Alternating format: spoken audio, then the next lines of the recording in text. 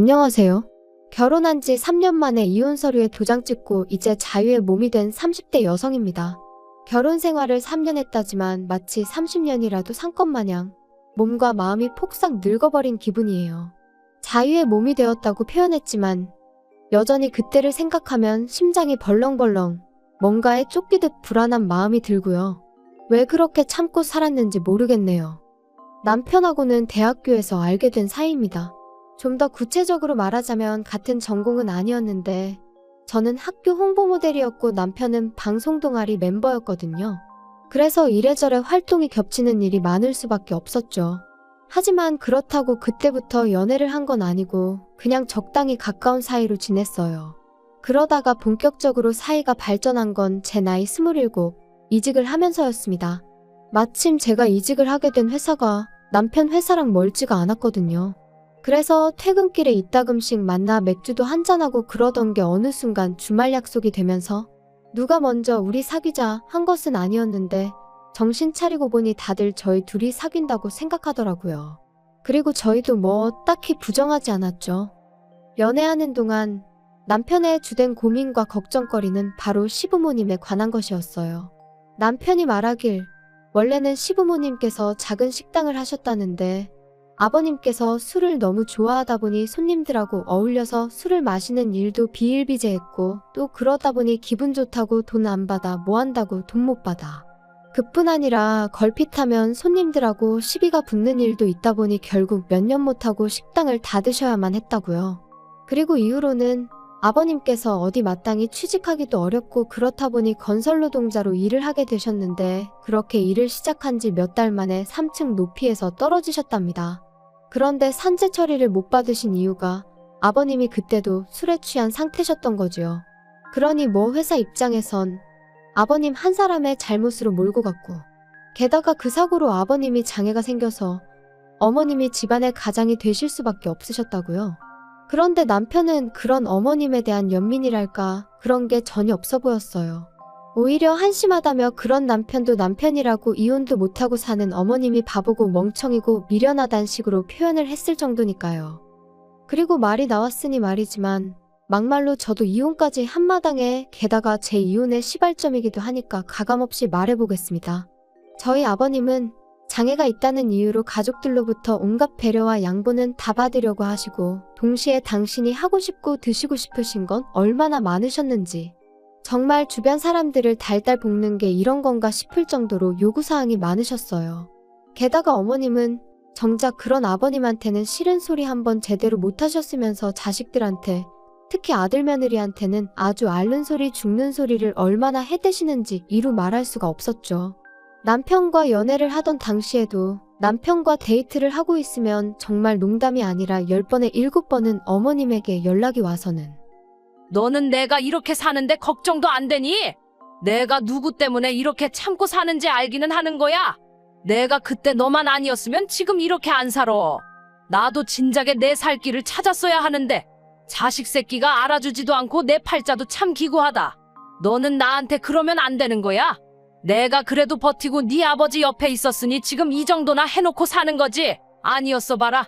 네 아버지 밑에서 네가 사랑구실이나 하게 컸겠나. 그리고 어머님의 이런 하소연이 반복될 때마다 남편은 아무리 내 부모라지만 내가 언제까지 받아줘야 되는 건지 모르겠어. 진짜 너무 힘들어. 하루라도 빨리 나와야지. 지긋지긋해. 어머님도 어디 마땅히 당신 이야기를 할 만한 곳이 없으니 오빠한테 그러시는 거겠지. 오빠도 많이 힘들겠지만 그래도 이해해드리려고 해봐. 너는 이런 부모를 더 본 적이 없으니 이해 못할 거야. 나 정말 하루빨리 너랑 결혼해서 우리 둘만의 가정을 꾸리고 싶다. 그러면 나는 정말 너하고 우리 사이에서 태어날 우리 아이들만 보고 살 거야. 나는 아버지처럼 가족한테 짐이 되지는 않을 거야. 절대로. 남편의 하소연인지 다짐인지 아무튼 그런 대화가 오갈 때마다 저는 그런 남편이 너무 안 됐어서 토닥여주고 진심으로 위로했어요. 그리고 어째서인지 저만큼은 남편에게 상처를 주면 안 된다고 생각했죠. 그래서 남편이 프로포즈를 해왔을 때도 그걸 거절한다는 건 아예 상상조차 하지 못했습니다. 이제 와서 말이지만 남편이 가진 거라곤 소위 몸뚱아리밖에 없는 말 그대로 빈털털이었는데도 괜찮았어요. 다행히 제가 좀 여유가 있었고 남편 말대로 우리 두 사람의 가정을 꾸리면 그때부터 모아나가면 된다고. 까짓 거 한번 해보지 뭐 하는 나름의 의지도 있었거든요. 게다가 저희 친정부모님도 워낙 인정이 넘치시는 분들이셨고 진작부터 남편의 사정은 어느 정도 알고 계셨다 보니 그런 부분을 문제 삼진 않으셨지요. 오히려 저와 남편을 다독이며 부족하거나 어려운 건 당신들이 도와주시겠다 말씀하실 정도였거든요. 그런데 식을 올리고 반년 정도 지내니까 남편이 연애할 때랑은 완전히 다른 사람이 되었습니다. 본색을 드러냈다고 표현하는 게 맞을런지. 아무튼 언젠가부터 툭하면 이 세상에 자기 엄마보다 불쌍한 사람은 없다는 듯이 말을 하더라고요. 그리고 처음엔 그냥 뭐 결혼하면 남자들이 효자가 된다더니 남편도 약간 그런가 싶었는데 날이 갈수록 이것도 받아주는 게 보통 일이 아닌 거예요. 자격지심인 건지 뭔지 듣고 있기가 얼마나 불편했는지 몰라요. 가령 저희 부모님이 골프라도 치러 가시는 날이면 장인 장모님은 팔자도 좋으시다면서 어머님은 오늘도 건물 청소하러 가신다고 제 앞에서 한숨을 푹푹 쉬어대질 않나. 그리고 남편이 제 앞에서 그럴 때면 솔직히 제가 무슨 말을 할 수 있었겠어요? 어머님이 건물 청소하러 가시는 걸 위로라도 해야 했을까요? 그렇다고 저희 친정부모님더러 골프는 그만 치시라고 해야 했을까요? 왜 그런 시시콜콜한 이야기까지 남편한테 하냐 하신다면 제가 한 것도 아니었어요. 저는 부탁한 적도 없고 바란 적도 없는데 심지어 저희 친정부모님도 부담스러워 하셨는데 그럼에도 불구하고 남편이 저희 부모님한테 시도 때도 없이 안부 전화랍시고 연락을 드려서는 오늘은 뭐 하시냐 다음 주엔 뭐 하시냐 물어대고 그러다가 저런 이야기가 나오면 그때부터 제 앞에서 몇 번이나 울거먹었는지 몰라요. 그래서 한 번은 제가 도대체 나더러 어쩌라는 거냐 도무지 뭐라고 대꾸를 해야 할지 모르겠다니까 그냥 하는 소리랍니다. 부부간에 그런 하소연도 못하냐 그래요. 그러면 저는 그냥 듣고만 있는데 그러면 또 저더러 너는 우리 어머니가 불쌍하지도 않냐? 장모님 일이라고 생각하면 가슴이 아프지 않냐? 미치고 팔짝 뛰겠더라니까요. 그런데 그게 다가 아니었어요. 하루는 퇴근하고 오니까 어머님이 연락도 없이 저희 집에 와 계셨습니다. 어떻게 들어오셨냐니까 집에 오니 아무도 없어서 남편에게 전화를 하셨고 남편이 비밀번호를 알려드려서 들어와 계셨다고요. 황당하고 솔직히 어이가 없었죠. 마음대로 비밀번호 누르고 집에 들어와 있는 시부모님이 계시다는 이야기는 들어본 적이 있었지만 그게 제 이야기가 될 줄은 상상도 못했으니까요. 게다가 오신 이유가 아버님하고 다투셨다는 거예요. 아버님하고 다투다가 내가 언제까지 이렇게 당하고만 살아야 되나 싶어서 집을 나오셨는데 마땅히 갈 곳이 없어서 저희 집으로 오셨다대요. 그리고는 울상을 지으시는 어머님께 제가 무슨 소리를 할 수 있었겠어요. 막말로 아버님은 도대체 왜 그러시냐고 욕을 할 것도 아니고 그래서 그냥 속상하시겠다고 적당히 토닥여드렸습니다. 그때만 하더라도 저도 어쨌든 어머님하고 잘 지내고 싶은 마음도 있었고 이런 일이 몇 번이나 생기겠나 싶었으니까요. 그런데 제 예상과 달리 어머님의 그런 방문은 그날로 끝나지 않았습니다. 이후로도 몇 번이나 반복되었거든요. 게다가 그 횟수가 잦아질수록 아버님 욕이나 신세한탄이 주를 이루던 처음과 달리 제가 살림하는 방식이나 생활 패턴을 가지고 잔소리를 하시는 일이 잦아지셨죠. 너는 도대체 살림을 어떻게 배웠길래 냉장고 안이 저 모양이냐? 그리고 청소할 때 텔레비전이며 책장이며 위에는 안 닦니? 내가 아까 손으로 훑어보니까 먼지가 말도 못하게 쌓여 있더라. 그리고 내가 보니까 옷장 안에 죄다 네 옷이고 우리 아들은 옷도 몇 벌 없고 너 돈 벌어서 다 네 치장하는데 쓰나 본데 너 그러면 못 쓴다. 저는 주방 담당이고 청소는 남편이 해요. 먼지 부분은 오빠한테 제가 얘기할게요. 아니 청소를 왜 우리 아들이 해? 너는 뭐 하고? 저도 돈 벌러 다니는데 어떻게 집안일을 저 혼자 다 해요. 그리고 또 대부분이 제가 결혼 전부터 입던 옷들이에요. 결혼하고서는 저도 돈 모으느라 제대로 된 거 하나 사입지도 못했어요. 아무튼 살림하는 게 영광이야. 마음에 안 들어? 그리고 맞벌이여도 살림은 여자가 해야지. 나는 내가 혼자 돈 벌면서도 집안 살림 다 하고 자식들까지 키웠어.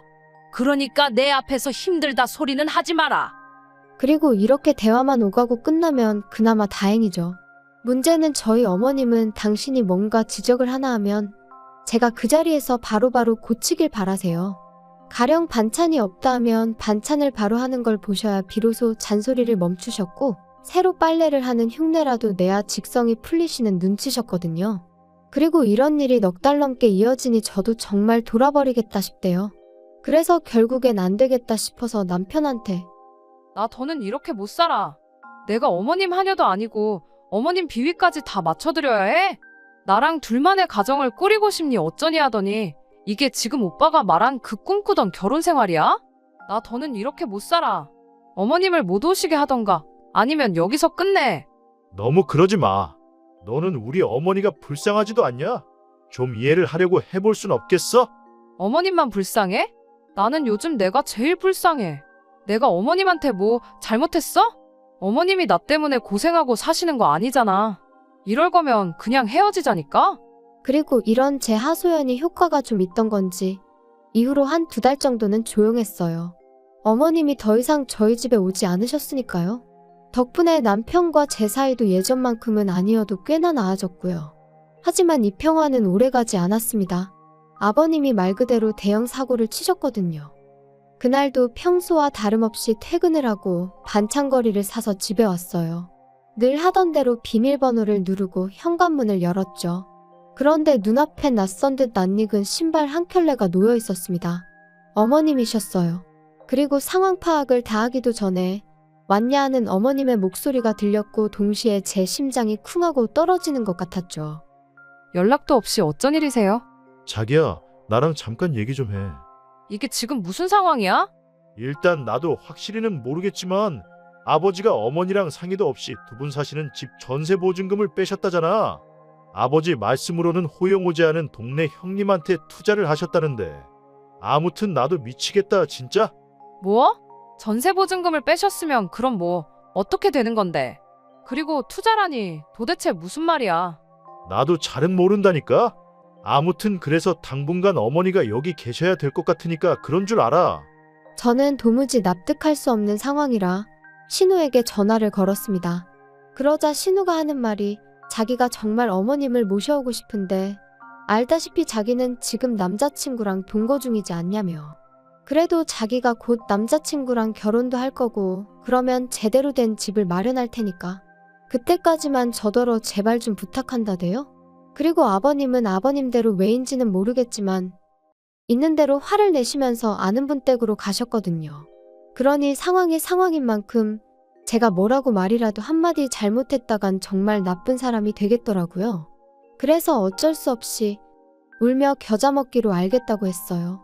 그리고 그땐 신우가 정말 몇 달 안에는 식을 올릴 것처럼 하도 호들갑을 떨어서 길어야 반년 정도 되지 않을까 싶었는데 자그만치 1년하고도 4개월이 걸렸습니다. 그리고 그 1년하고도 4개월이 저에게는 지옥이나 다름없었죠. 뻔히 남편이랑 제가 맞벌인 걸 눈으로 보시면서도 아침 저녁으로 이거 해라 저거 해라 시키시는 건 물론이고 저 없는 점심시간에 식사를 못 하시는 것도 아니면서 또 아침 저녁으론 반찬으로 이거 해달라 저거 해달라 밥 차려달라 오늘은 입맛이 없으니 국수를 끓여라. 이뿐인가요? 시도 때도 없이 저도 없는 시간에 이모님들은 물론이고 어머님 지인들까지 왜 그렇게 집으로 부르셔서는 제 부엌 살림은 물론이고 제 옷장까지 보여주시며 제 흉을 보셨는지. 오죽하면 한 이모님은 당신이 듣다 못해 한마디 하려고 전화했다 하시더니 왜 그렇게 시어머니 심기에 거슬리는 짓거리만 하냐며 저더러 며느리면 며느리답게 처신하랍니다. 그리고 그딴 전화까지 받으니 저도 더는 참을 수가 없어서 남편더러 어머님 진짜 왜 저러시냐니까.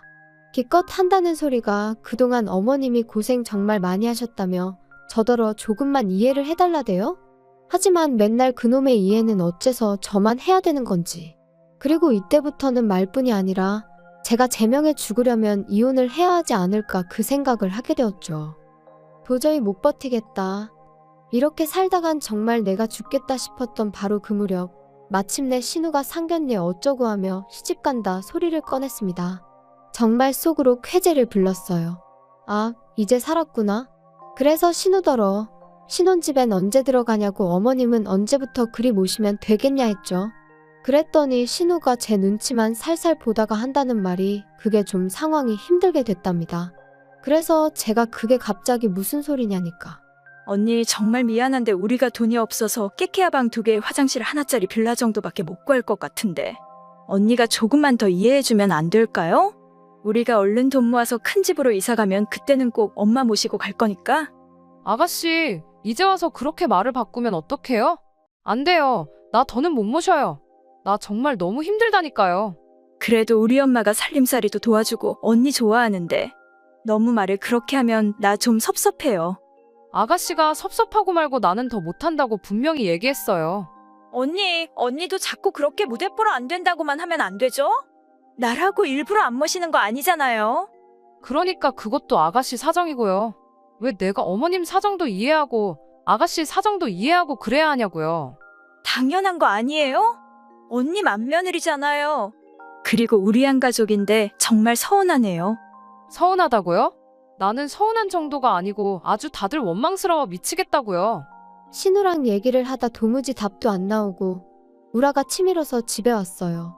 그리고 남편은 그 사이에 신우랑 통화라도 한 건지 제 눈치를 살살 살피더니 기껏 한다는 소리가 당신이 우리 어머니랑 도무지 같이 못 살겠다고 그랬다며. 그래서 내가 생각을 해봤는데 우리가 그럼 희정이한테 돈을 좀 빌려주면 되겠더라. 희정이네가 집을 좀 큰 걸 구하면 어머니 모셔갈 수 있을 거 아냐? 우리가 돈이 어딨다고 빌려줘? 진짜 어이가 없네? 왜 없어? 결혼하고 지금까지 모은 거 있을 거 아냐? 내가 미쳤다고 그 돈을 아가씨한테 빌려주겠어? 빌려줬다가 또 나중에 돼서 못 준다고 하면 그땐 어쩌라고. 어머님하고 합가하게 될 때도 아주 몇 번이나 장담을 하더니 지금 이 꼴을 봐. 그리고 당신도 말하는 것 좀 봐. 퍽이나 약속 지키겠다. 야, 그럼 뭐 어쩌라는 거야? 어쩌긴 뭘 어째. 방이 1개고 2개고 집이 작고 말고 내 알바 아니니까 약속한 대로 어머님 모시고 가라고 해. 너 진짜 돌았어? 차라리 돌았으면 좋겠다. 그럼 이 꼴 저 꼴 안 봐도 될 텐데. 아무튼 나는 분명히 얘기했어. 너는 진짜? 너야말로 어머니 기분 좀 맞춰드리고 여우처럼 지내면 되는 걸. 왜 이렇게 일을 키우냐? 신우와 남편이 번갈아 가면서 저더러 이해 좀 해달라고 사람을 코너로 모는데 정말 환장할 노릇이었어요. 그래서 결국 참다 못한 제가 남편더러 한 번만 더 이러면 더는 같이 못 산다고 정말 이혼이라 했더니 기껏 한다는 소리가 그러면 제가 모아놓은 돈에서 자기 몫은 돌려달랍니다. 그리고 뭐 제가 이혼 요구를 했으니 위자료도 받아야겠다고 그 위자료로 어머니랑 집 구해서 살아야겠다는 헛소리를 하더라고요. 그런데 저희 남편, 저랑 결혼할 때부터 이혼하던 그날까지 단 한 번도 저보다 단돈 1,000원이라도 더 벌어온 적 없어요. 어머님이 저희 집에 얹혀 사시는 동안 어머님이 저한테 돈 1,000원이라도 살림살이에 보태라고 주신 적도 없었죠. 게다가 저희 셋이 살던 집, 저희 친정에서 마련해 주신 집이었습니다. 비록 친정아버지 명의였고 제가 매달 용돈 겸 월세라고 100만 원씩 보내드리고 있긴 했어도 애시당초 어디 가서 100만 원으로 구할 만한 집이 아니었으니 남편이 이러쿵저러쿵 말할 것이 못 되었죠. 그런데 위자료가 어쩌고 자기 몫이 어쩌고 해대니 제가 얼마나 황당했겠어요? 그래서 남편더러 살면서 당신 뜻대로 되던 일이 몇 번이나 있었냐고 이번에는 어떨지 한번 두고 보자 했습니다. 그리고 그 길로 친정 부모님께 결국 그동안 제가 겪었던 일들을 전부 다 털어놓았어요. 참고로 친정 부모님도 제가 원치 않았지만 어쩔 수 없이 어머님과 함께 살게 된 건 알고 계셨거든요. 다만 어머님이 저를 얼마나 어떤 식으로 괴롭히셨는지는 잘 모르셨지요. 행여 양가 어른들 싸움으로 상황이 안 좋아지진 않을까 걱정스러워서 말을 아껴왔으니까요. 그런데 더는 그럴 필요도 못 느꼈고 그러고 싶지도 않대요. 저희 아버지께서는 남편이 돈을 내놓으라고 요구를 했다는 것보다 어머님이 저를 인격적으로 모독하고 힘들게 하신 부분에 크게 분노하셨습니다. 그리고는 저더러 앞장서라 하시더니 그 길로 어머님과 남편을 마주하셨죠. 그런데 어이가 없게도 그간 의기양양하던 어머님이 저희 아버지 앞에서는 어째서인지 한층 누그러져서는 자기들은 저랑 잘 지내고 싶은 마음뿐인데 제가 곁을 내주지 않는다며 섭섭하네 어쩌네. 물론 그런 악어의 눈물이 저희 아버지한테 통할 리가 없었습니다.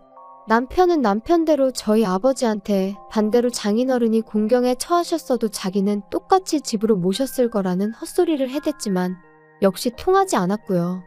그러자 결국 둘이 본색을 드러내대요. 알아서 살게 내버려두면 되는 걸 왜 부모가 끼어드냐며 저희 아버지를 이상한 사람처럼 몰고 갔으니까요. 그리고 그런 두 사람을 보고 있으니 정말 더는 1분도 지체할 이유가 없다 싶어서 변호사를 만났죠. 솔직히 불보듯 뻔한 결과였습니다. 유책 사유자는 남편이었고 저는 피해자나 다름이 없었으니까요. 오히려 위자료도 많이는 아니지만 제가 받게 되었고 재산도 전부 제 몫이 되었죠. 그리고 판결이 그렇게 나고 나니 그제서야 남편이 제 앞에서 무릎을 꿇고 엉엉 우는데 이상하게 그런 남편을 보는 게 지치고 피곤하기만 할 뿐 가슴이 아프다거나 그런 건 전혀 없대요. 아, 사랑에 식었다는 게 이런 건가? 그때 확실히 알겠더라고요. 한편 남편과 어머님은 결국 집을 떠났고 저는 비로소 제 자유를 되찾았습니다. 하지만 집안 구석구석 안 좋은 기억이 너무 많아져 버린 탓에 더는 머물고 싶지도 않은 거예요. 아버지도 그 모자를 생각하면 재수가 없다며 무척 기분 나빠하셨고요. 그래서 집은 내놓고 저는 본가에 들어갔는데 남편은 갈 곳이 없어서 회사 근처에 고시원을 얻었다대요. 어머님은 결국 신혼집으로 가셨고요. 그런데 심해부는 정말 어머님, 그러니까 자기한텐 장모잖아요. 장모랑 같이 살게 될 줄은 몰랐다며 신우한테 벌써부터 사기 결혼이니 뭐니 내가 왜 니네 엄마를 먹여 살려야 하냐 해가며 이혼하자드나 봅니다.